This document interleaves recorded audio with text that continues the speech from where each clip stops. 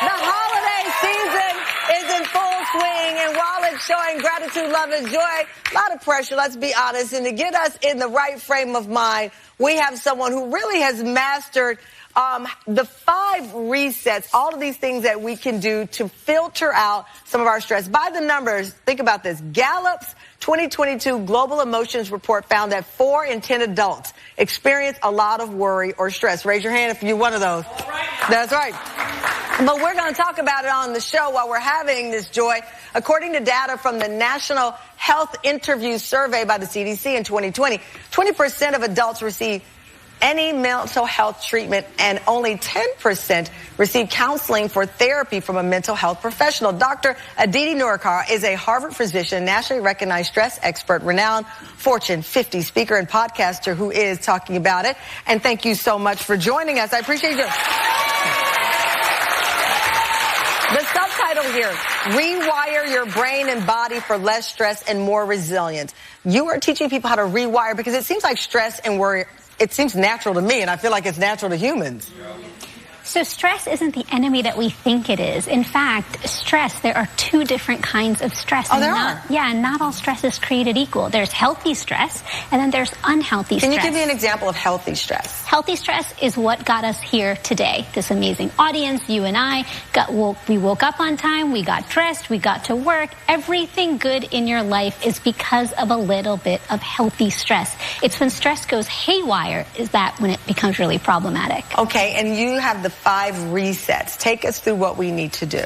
So the 5 resets are 5 small mental shifts that can shift your mindset away from stress and more towards resilience. Okay. All of the strategies are free because that's really important. Yeah. They are low time cost, so you don't have to spend a lot of time.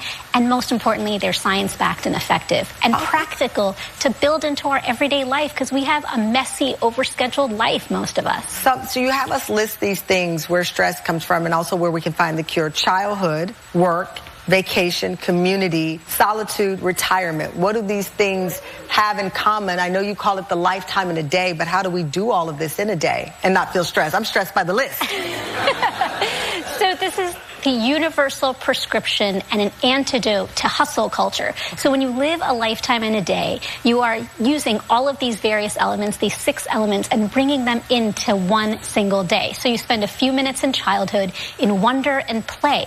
In one day? In one day, a few minutes. Just tapping into your sense of wonder and play. Then you spend a few minutes, or in our case, a few hours in work, things that bring us productivity and accomplishment. Then vacation, that's an easy one. Yeah. Just doing something for joy and purely for the sake of enjoyment. And then a little bit of solitude. You want to spend some time alone. Of course, community, spend time with loved ones. And then finally spend a little bit of time every day in retirement to take stock and really reflect. And so when your head hits the pillow at night, you want that sense of fulfillment, which is really what happiness is about. So in the 24-hour span of our day, we should hit each of these points. Even if it's a minute, it will make a difference because these 6 elements make up the arc of a long and meaningful life. Okay, I have this with me. You're going to walk us through something significant. Yes. I'll let you explain. So when we are consuming the news, as many of us are right now,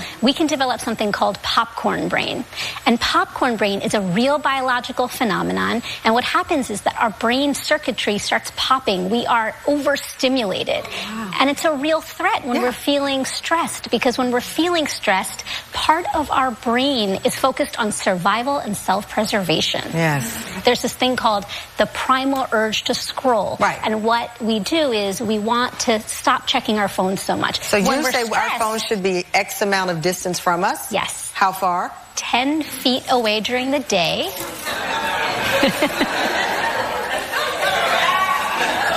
Okay, maybe I don't know how to measure, because I got to be wrong. This far? Oh, my gosh. Okay. So you're saying my phone at what time of the day should be this far from me? During the day, you want to keep your phone about 10 feet away from your workstation so you're not reaching over to it, because we're trying to override that primal urge. We're trying to be more intentional. So my phone should be this far from me? Because you want it to be in another part of the room. You do.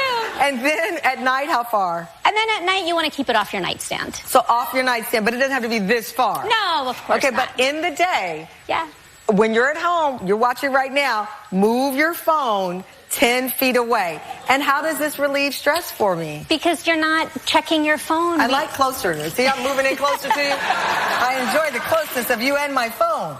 Okay. And then there's something real quick, sticky feet? Yes. What is that? Sticky feet is what we can do to feel a sense of being grounded in the moment. You just stand up and you really think about your feet on the floor. Okay. Think about your feet like sticky webs digging into the floor. There's 30 bones and 100 muscles in your feet. There's a lot of power there. Right. And when you keep your mind where your feet are, you have a better chance of minimizing your stress for the day. I like that. There you go. Get your sticky feet and get your little ruler and get your phone. Thank you, Dr. Aditi.